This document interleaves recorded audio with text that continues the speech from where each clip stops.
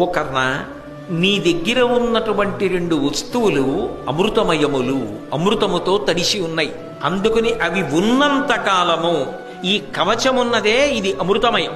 నీకున్న కుండలములున్నాయే అమృతమయములు. ఇవి నువ్వు ధరించి ఉన్నంత కాలం 3 లోకములలో నిన్నెవ్వరూ ఓడించలేరు అన్నమాట నిజమైతే, ఘోషయాత్రలో గంధర్వులు ఎలా ఓడించారు, అర్జునుడు ఎలా ఓడించాడు అంటే ఓడించగలరు, సంపలు అంటే అవి ఉంటే కర్ణుడు ఏం చేయొచ్చు, ఎన్ని మాటలైనా ఓడిపోయి బతకచ్చు.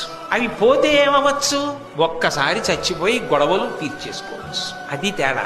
ఆయన కోరిక ఏమిటి, అర్జునుడిని చంపాలి. అర్జునుడి చేతిలో చచ్చిపోకుండా ఓడిపోయి పారిపోయి బతికేస్తే ఏమిటి ఆయనకి, ఎన్ని మాటలలా.